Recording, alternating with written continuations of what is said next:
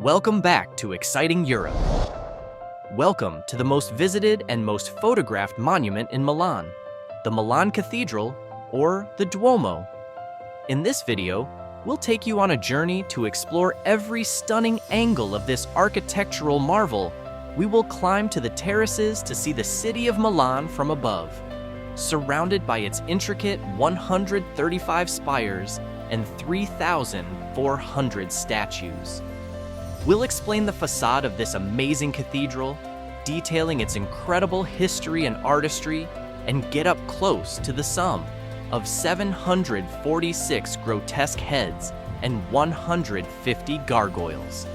Finally, we will dive into the stunning, dramatic interior, where we will explore the top 10 most important sites, including the Holy Nail and the legendary St. Bartholomew Flayed statue. We'll also reveal the fascinating Roman ruins directly beneath the Basilica and explain how all the marble arrived from Lake Maggiore, a story connected to the Navigli Canal neighborhood. Join us for one more absolutely stunning video right here on Exciting Europe.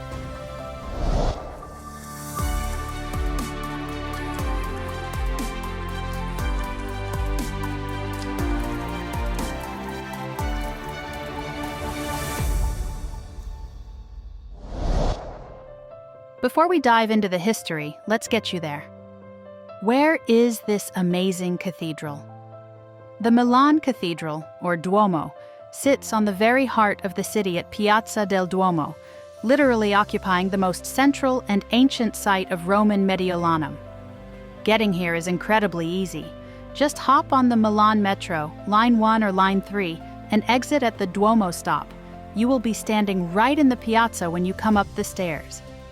To fully experience the Duomo, you have a few options, and we highly recommend booking your tickets in advance online to save time and secure your entry. Since access to all areas is controlled, you must choose a specific time slot for your visit to the Rooftop Terraces. The most comprehensive and best value is the full Duomo complex access ticket, which typically costs around €32. This ticket is your passport to everything: the cathedral interior, the archaeological area beneath, the Duomo Museum, and, crucially, the rooftops by lift. Now here is our pro tip for the ultimate Duomo experience. We strongly recommend you visit the terraces first. Why? Because the most efficient way to descend is directly through the inside of the cathedral. After soaking up the panoramic views on the roof, your exit path leads you straight down into the main body of the church, placing you perfectly to begin exploring the dramatic interior. Remember, the Duomo is a sacred place, so a modest dress code is enforced. Shoulders and knees must be covered. To understand the Duomo, you have to understand the stone it is built from. Forget what you think you know about Italian churches and basilicas built from local stone or brick. The Milan Duomo is made entirely of a rare, luminous, pink-veined white marble called Candoglia marble. But here's the catch. The Candoglia quarries are located over 60 miles away in the Ossola Valley, near Lake Maggiore, deep in the mountains. Transporting this colossal amount of stone, block by massive block, to landlocked Milan required a spectacular feat of engineering. The barges carrying the marble blocks began their long journey from the Candoglia quarry, traveling through Lake Maggiore before entering the Ticino River. The Ticino River flows close to the area of today's Malpensa Airport near the city of Turbigo. The barges would then enter a man-made canal, continuing to Abbiategrasso, and finally utilizing another set of canals to reach Milan's historic docks, right near the famous Navigli district today. These barges were granted a spectacular exemption. They did not have to pay any tolls or customs duties. To identify them, the blocks were inscribed with the Latin phrase AUF, which stands for Ad Usum Fabricae, meaning for the use of the factory, or the Duomo's construction company. That marble journey took us across centuries, which is fitting, because the Duomo itself took nearly 600 years to complete. Let's move to the most contested part of the entire structure, the facade. The story of the Duomo is a story of conflict, and nowhere is that more visible than in the main facade. When construction began in 1386, the style was International Gothic. However, by the 16th century, Archbishop Carlo Borromeo deemed Gothic foreign. He appointed architect Pellegrino Pellegrini to redesign it in a new Roman-inspired look, leading to centuries of slow progress and bitter debate between the classical and original Gothic visions. The stalemate was finally broken in 1805 by Napoleon Bonaparte, refusing to be crowned King of Italy in front of an unfinished church. He simply ordered the facade completed. By 1807, he commanded the architects to revert to the Gothic design proposed by Carlo Buzzi. In a furious 7-year rush, the facade was finished by 1813. As a political thank you, a statue of Napoleon was placed on one of the spires. But even after this imperial decree, the very last bronze door wasn't set into place until 1965, the date officially considered the completion of the Duomo. Let's zoom in on the main entrance, the central doorway, which holds 2 layers of incredible artistry, the doors themselves and the artwork immediately above them. The great central bronze door, known as the Door of Mary, was completed relatively recently in 1906 in a beautiful Art Nouveau style. It tells the story of the joys and sorrows of the Virgin Mary, a fitting theme, as the entire cathedral is dedicated to the Nativity of Saint Mary, or Maria Nascente. Look right above the door, framed in rich marble decorations. You'll see the low relief dedicated to the creation of Eve. This image of God taking Eve from the side of the sleeping Adam is crucial. Christian doctrine often linked the first woman, Eve, to the Virgin Mary, the new Eve, highlighting the Duomo's dedication. Now, look up one level higher to the central balcony. Flanking the window here are 2 marble statues from the early 19th century, the Old Law and the New Law. On the left side of the balcony is the statue called the New Law, sculpted by Camillo Pacchetti in 1810. Pay close attention to her appearance. She wears a crown. Remarkably, this statue, sometimes called Milan's Statue of Liberty, was created 70 years before the famous New York statue. Art historians suggest that the French sculptor of Lady Liberty was directly inspired by Pacchetti's New Law when creating his iconic American monument. Now let's put that lift ticket to good use and ascend to the Rooftop Terraces.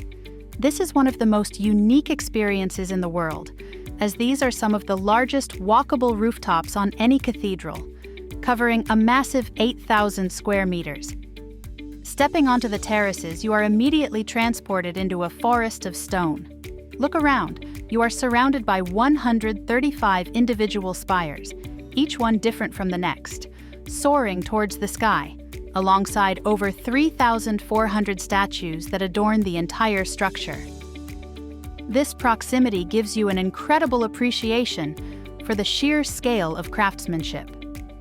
As you walk, notice the intricate details, the delicate flying buttresses supporting the massive walls, and the decoration along the perimeter called the falconatura. And don't miss the curiosities. You might spot some of the 746 unique corbels, or grotesque heads, that crown the building. Now, look up to the highest point of the cathedral. Towering above everything is the Great Spire, standing at a dizzying 108.5 meters.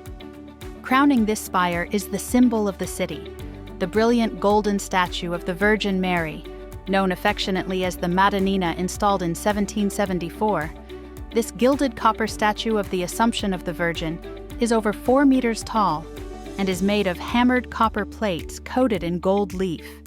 Traditionally, no building in Milan was ever allowed to be taller than the Madonnina, establishing her as the literal and symbolic protector of the city.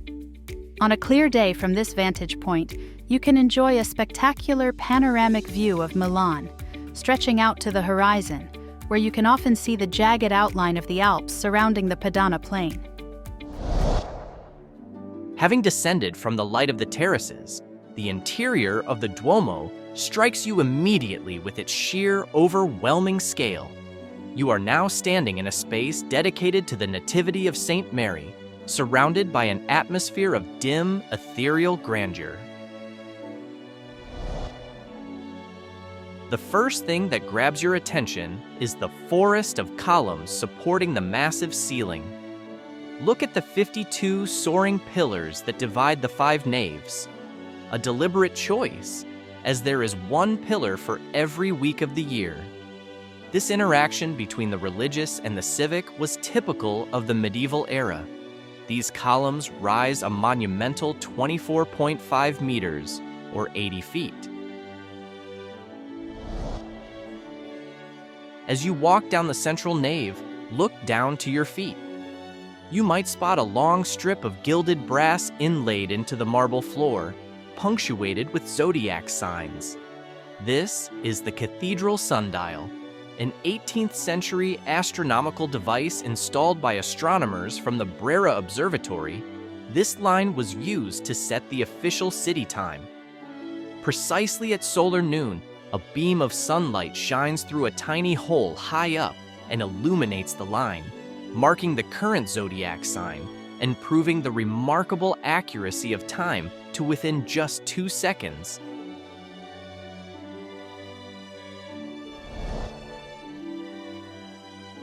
Proceeding to the end of the central nave, we reach the stunning high altar. This area is dominated by the monumental building-like ciborium, a small, ornate temple with 8 gilded bronze columns supporting a dome. This entire sanctuary area was redesigned in the 16th century by Pellegrino Pellegrini at the behest of St. Charles Borromeo. But look higher still. To the vaulted apse 45 meters above, a small red light glows in the semi-conch. This light marks the holiest relic here, the Holy Nail, believed to be one of the nails used in Christ's crucifixion. This relic is retrieved every September by the Archbishop using the ancient cloud-shaped lift known as the Nuvola. Flanking the high altar is the cathedral's pride, the largest organ in Italy and one of the largest in all of Europe. This monumental instrument features 2 gilded wood cases and an astonishing 15,800 pipes. Beneath the organ, on the back choir wall, notice the detailed artwork. 2 rows of exquisite low reliefs featuring 32 statues of angels alternating with 17 scenes telling the stories of Mary, beautifully integrating art with the organ's structure. The soaring height of the Duomo is perfectly complemented by its incredible stained glass windows.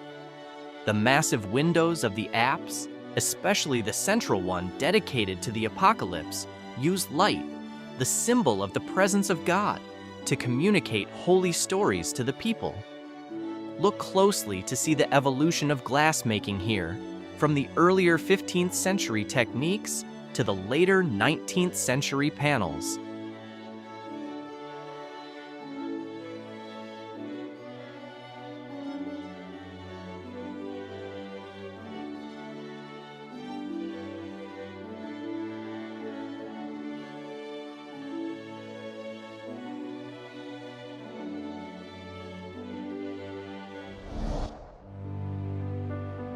Moving to the south transept, we find the beautiful presentation of the Virgin Altar.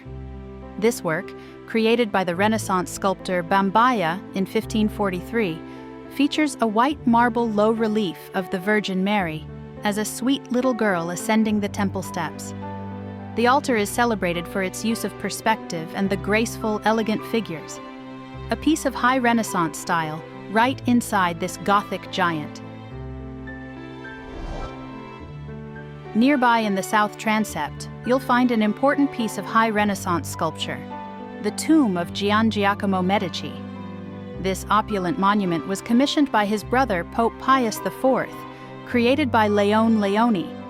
It features a heroic bronze statue of the mercenary captain, flanked by powerful allegorical figures of peace and military virtue, marking one of the Duomo's most significant lay burials.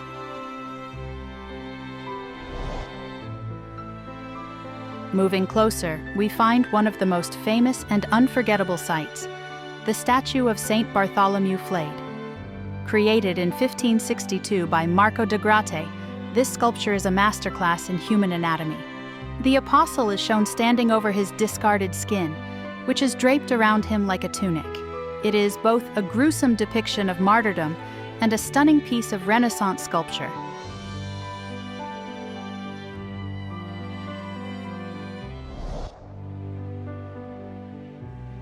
Descending the steps in the south transept, we enter the crypt, known regionally as the Scurolo. This is an octagonal chapel completed in 1606, clad in precious marbles and sumptuous brocade. Here rests the great 16th century Archbishop, Saint Charles Borromeo. His body is preserved within a stunning urn of rock crystal and silver, an intensely moving and lavishly decorated final resting place beneath Milan.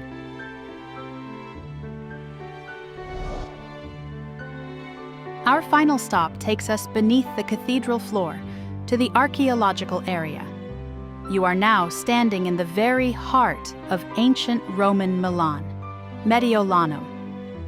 You can walk among the foundations of the early Basilica and the remains of the 4th century baptistery of San Giovanni alla Fonte, where St. Ambrose baptized St. Augustine in 387 AD. It is a powerful reminder that this grand Gothic structure is just the latest chapter in 2 millennia of continuous history on this sacred spot. And there you have it, a monumental journey through the Milan Cathedral, a masterpiece that took nearly 6 centuries, tens of thousands of tons of marble, and the orders of an emperor to complete. We've walked the spires with the Madonnina, uncovered the secrets of the new law, and stood beneath the dramatic glow of the Holy Nail. The Duomo is not just a building, it is the beating heart of Milan and a continuous record of history, art, and faith. If you are planning your own visit, remember our pro tip: book the full Duomo complex access and start on the terraces for the best flow. If this journey into the art and history of Milan has inspired you, don't let the exploration stop here. We've got an entire series dedicated to maximizing your time in this incredible city. To help you plan your visit, check out our video on Milan public transport and our complete guide to suggested one-day trips from Milan.